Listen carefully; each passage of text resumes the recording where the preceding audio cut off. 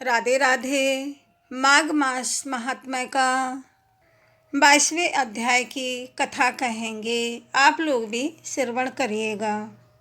वशिष्ठ जी बोले। इतना कहकर भगवान जनार्दन अंतर्ध्यान हो गए और देवदूती भगवान के ध्यान में लीन हो गए। देवनिधि बोले, हे महर्षि, मैं कृतकृत्य हुआ। जैसे गंगा जी में स्नान करने से मनुष्य पवित्र हो जाता है, वैसे ही भगवान की इस कथा को सुनकर मैं पवित्र हो गया तथा बहुत ही प्रसन्न हूँ। कृपा करके उस स्तोत्र को कहिए जिससे उस पाप से छूटे हुए ब्राह्मण से माधव भगवान ने प्रसन्न होकर उसको दर्शन दिया था। हे विप्रे, आपके महान सत्संग से मेरा मनोरथ सिद्ध हुआ है। लोमस ऋषि बोले, मैं तुमसे उस उत्तम स्तोत्र का रहस्य कहता हूँ जो मुझे पहले गरुण जी ने सुनाया था और उनसे मैंने सुना। हे विप्रे, यह स्तोत्र सब पापों को हरने वाला तथा आत्मज्ञान कराने में सर्व उत्तम है। वासुदेव सर्वव्यापी चक्रधारी सज्जनों के प्रिय जगत के स्वामी श्री कृष्ण भगवान को नमस्कार है। जब स्तुति करने वाला जिसकी स्तुति की जाए तथा सभी जगतमय विष्णु हैं, तो किसकी स्तुति की जाए, क्योंकि मनुष्य की बुद्धि भेद मानती है। जिस भगवान के श्वास वेद हैं, फिर कौन सी स्तुति उनकी प्रसन्नता के लिए की जा सकती है। जिसको वेद नहीं जान सकते, ना वाणी और ना ही मन जान सकता है, उसकी स्तुति में अज्ञानी क्या कर सकता है। सारा चर अचर संसार जिसकी माया से चक्र की तरह घूम रहा है, इसी से हे प्रभु आप चक्रपाणी कहलाते हैं। ब्रह्मा विष्णु आप ही हो। सारे संसार को उत्पन्न करने वाले ब्रह्मा को भी आप उत्पन्न करने वाले हो। जब जीव शरीर को धारण करता है तब उसको ज्ञान उत्पन्न होता है। तुम सब सुखों के दाता हो, इसमें कोई संदेह नहीं है। आपसे संपूर्ण सुखों को देने वाले बुद्धि उत्पन्न होती है। आप ही 5 कर्मेंद्रिय, 5 महाभूत तथा मन के विविध भाव हो। हे ब्रह्मांड, हे ब्रह्मा, हे विष्णु, हे रुद्र की कल्पना से आप संसार की कल्पना इसी प्रकार करते हो जैसे पिता पुत्र की करता है। कवियों में जो रूप शोभा देता है, उन निर्गुण विष्णु भगवान को नमस्कार करता हूँ। जिसमें ज्ञान रखने से श्रुतियों में कहे हुए कर्मों को लोग करते हैं, उस पवित्र ब्रह्मा को मैं नमस्कार करता हूँ। मैं उस सतरूप हरि को, जिसको योगी लोग सब प्राणियों में आत्म रूप में देखते हैं, उपासना करते हैं, जिसका अद्वैत कहते हुए गाते हैं और यज्ञ करते हैं, उस माधव भगवान को मैं नमस्कार करता हूँ। जो मनुष्यों को माया तथा मोह में पैदा हुए विचित्र आभास, अहंकार तथा ममता को जानकर खो देते हैं, उन भगवान को मैं नमस्कार करता हूँ। संसार में मनुष्य के मोह रूपी वायु से सदा भभकने वाली ज्वाला आपके चरण कमल की छाया पड़ने से नहीं जला पाती। जिसके स्मरण मात्र से मोह, अज्ञान, रोग तथा दुख कुछ भी पैदा नहीं होते, मैं उस अनंत रूप को नमस्कार करता हूँ। जिसके मिल जाने पर प्रजा और किसी दूसरे की इच्छा नहीं रहती, जिसको जानकर अद्वैतवादी मनुष्य आत्मा को समान देखते हैं। यदि विष्णु शब्द का अर्थ और उसके विषय का ज्ञान एक ही होता है, तो इस सत्य से हे माधव, मैं इस संसार की माया में फंसकर तेरे ही ध्यान में रत रहता। यदि वेदांत दर्शन के अनुसार नारायण समस्त संसार में व्याप्त हैं, तो इसी सत्य से भगवान में मेरी निर्विघ्न भक्ति हो। जो बीज नहीं है, अर्थात किसी वस्तु के कारण नहीं है, तो भी बिना बीज के अर्थात हेतु के स्वयं विद्यमान है। जो बीजों के बीज से युक्त हैं, वह भगवान विष्णु ज्ञान रूपी खंग से हमारे संसार के बीज को टुकड़े टुकड़े कर दें। जो संसार की सृष्टि, स्थिति तथा लय के लिए 3 रूप ब्रह्मा, विष्णु, महेश ये रूप धारण करते हैं और इन कार्यों में सत्व, रज, तम इन 3 गुणों से विद्यमान रहते हैं, वह भगवान मुझ पर प्रसन्न हो। वह भगवान जो सब देवताओं की प्रार्थना करने पर 10 बार देह धारण करते हैं, अर्थात 10 बार अवतार लेते हैं, मुझ पर प्रसन्न हो। ब्रह्मादि से स्तंभ पर्यंत प्राणियों के हृदय रूपी मंदिर में जो एक निर्मल देव वास करते हैं, वह भगवान मुझ पर प्रसन्न हो। सृष्टि से पहले जिस देव ने प्रथम देखा, जो एक से अनेक हुआ, जिसने सृष्टि करके देवताओं में प्रवेश किया, वह भगवान मुझ पर प्रसन्न हो। हृदय रूपी आकार में अंतर्यामी होने के कारण वर्तमान आकाश के समान सब जगह रहने वाले आकाश के भी आदि अर्थात उत्पन्न करने वाले, इंद्रियों से अलग इंद्रियों की क्रिया में प्रेरणा रूप कार्य करने वाले, आकाश में जाने वाले, हृदय रूपी आकाश में अंतर्यामी होकर विचरने वाले एवं ब्रह्मा प्रलय के अंत में आकाश इत्यादि को मिटाने वाले आकाश मूर्ति आप यज्ञ भोक्ता हो। जो रूप ज्ञान से अज्ञान को तथा रूप सुख से दुख को नाश करते हैं, जिनके सद्रूप की सत्ता से संसार आकार युक्त हुआ है। जो अविद्यापूर्ण हैं, संसार का त्याग कराते हैं, वही जगन्मय आप हैं। आपका बनाया हुआ विश्व आनंद करता है। आपसे त्यागे जाने पर अपवित्र हो जाते हैं।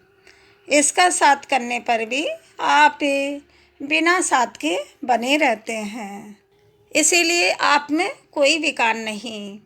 जिनको चारवाक पंचभूत के योग से पैदा हुआ चैतन्य मानते हुए उपासना करते हैं और प्रौढ़ तर्क से आपको क्षणभंगुर बुद्धि कहते हैं। जैन लोग आपको शरीर का परिणाम मानते हैं तथा सांख्यवादी तुम्हीं को प्रकृति से पर पुरुष मानकर ध्यान करते हैं। जन्म इत्यादि से रहित पूर्ण चैतन्य रूप सर्वदा आनंद लक्ष्य वाले आपको उपनिषद बड़ों से ब्रह्मा रूप का चिंतन करते हैं। आकाश आदि पंच महाभूत, देह, मन, बुद्धि, इंद्रियां, विद्या, अविद्या सभी कुछ आप ही हैं।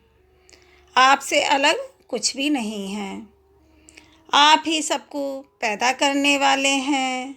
अतएव आप ही मुझको अपनी शरण देने वाले हैं। आप ही अग्नि, हवि, इंद्र, होता, मंत्र तथा क्रिया, फल सभी कुछ आप ही हैं। शारीरिक कर्म के फल को देने वाले तथा दीक्षितों की क्रिया को पूर्ण करने वाले आप ही हैं। आप ही हैं। वैकुंठ में आपके सिवाय कोई दूसरा नहीं है। मैं आपकी ही शरण में हूँ। सब प्राणियों के हेतु तथा उनको शरण देने वाले तुम ही हो। जैसे युवा पुरुष की युवती में और युवती की युवा में प्रीति होती है, वैसी मेरी प्रीति तुम में हो। हे हरे, जो पापी और दुराचारी मनुष्य आपको प्रणाम करता है, उसको यमदूत ऐसे नहीं देखते जैसे उल्लुक सूर्य को। आदि दैविक, आदि भौतिक तथा आध्यात्मिक तीनों प्रकार के दुख तथा पाप मनुष्य को उस समय तक ही दुख देते हैं जब तक हे नाथ वह आपके चरण कमलों का सहारा नहीं लेता। जिसको गुण, जाति तथा धर्म के स्पर्श नहीं कर सकते तथा गतियाँ भी स्पर्श नहीं करती, जो इंद्रियों के वशीभूत नहीं हैं, जिनका बड़े बड़े मुनि लोग साक्षात्कार नहीं कर सकते, उन भगवान को मैं नमस्कार करता हूँ। जितने ज्ञान रूपी सुंदर गुण हैं, जिन्होंने सुख स्वरूप मोक्ष रूपी लक्ष्मी का आलिंगन किया है, जिन्होंने आत्मस्वरूप सुख को भोगा है और जिन्होंने ध्यान रूप से मृत्यु को वश में कर लिया है, ऐसे मुनियों से सेवित भगवान को नमस्कार है। जिनका स्वभाव जन्मादि से अलग है, जिनको काम, क्रोध आदि दोष दुख नहीं देते हैं, उनको मेरा नमस्कार है। उन अमल वासुदेव भगवान को मैं हृदय से नमस्कार करता हूँ। स्थूल करण में तथा कारण के विलीन में और इसके कारण को करण कारण में वर्जित करके उन मुनि सेवित भगवान हरि को मैं नमस्कार करता हूँ। जिनके ज्ञान की गति से अविद्या रूपी मल शुद्ध हो जाता है, जिनके ज्ञान की तलवार से संशय रूपी शत्रु का नाश हो जाता है, उन विशद बोध वाले दुखों के नाश करने वाले भगवान को मैं नमस्कार करता हूँ। सारे चर अचर तथा प्राणी भगवान हरि के शरीर हैं, अतः सत्यव्रत से भगवान मुझको साक्षात दर्शन दें। जिस प्रकार भगवान सब स्थावर जंगम संसार को उत्पन्न करते हैं, उसी सत्य से भगवान केशव अपना दर्शन दें। जब नारायण में और उनसे भी अधिक गुरु में मेरी भक्ति है, तो इसी सत्य से भगवान मुझको साक्षात दर्शन दें।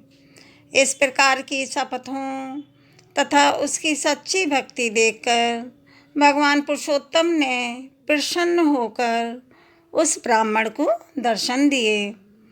तत्पश्चात भगवान कमलापति उस ब्राह्मण की स्तुति से प्रसन्न होकर तथा उसके मनोरथ को पूरा करके तथा वरदान देकर भगवान अंतर्ध्यान हो गए और वह ब्राह्मण भी कृत होकर भगवान वासुदेव में लीन हो गया और शिष्यों के साथ स्तोत्र पढ़ता हुआ तपोवन में रहने लगा। जो कोई मनुष्य इस स्तोत्र को पढ़ता है अथवा सुनता है, उसको अश्वमेघ यज्ञ का पूरा फल मिलता है।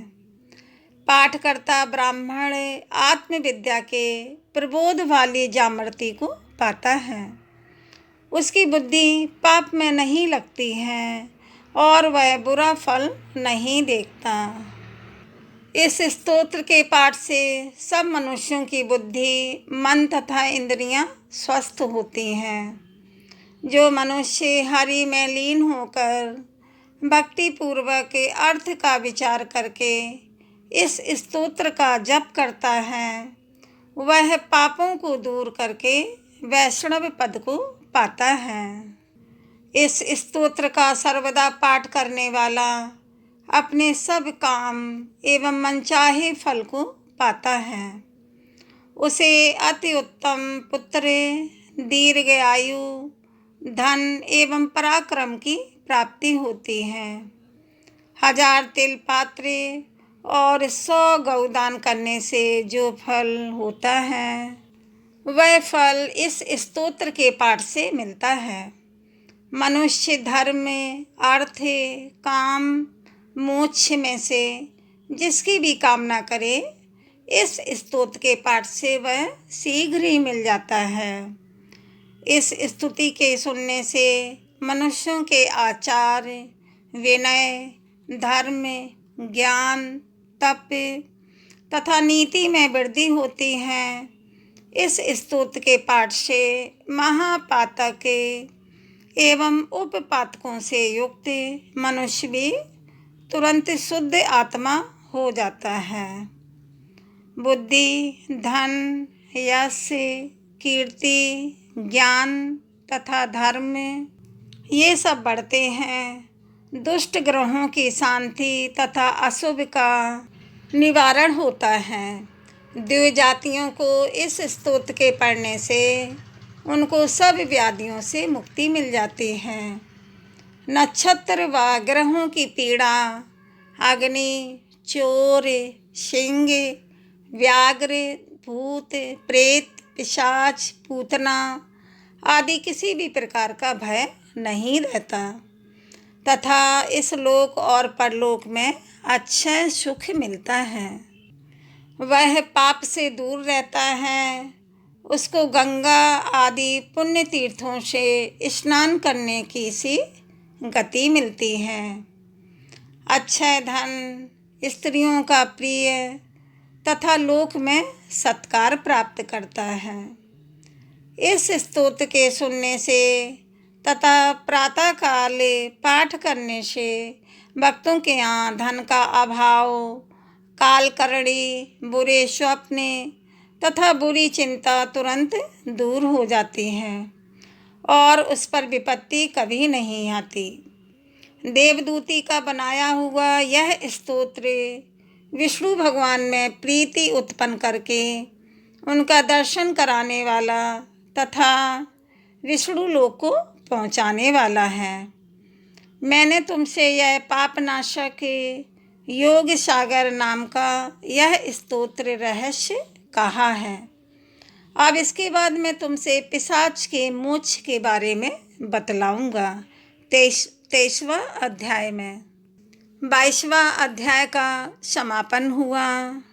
बोलो विष्णु भगवान, भोले बाबा और ब्रह्मदेव भगवान की जय। वीडियो को लाइक, शेयर, सब्सक्राइब करें। राधे राधे।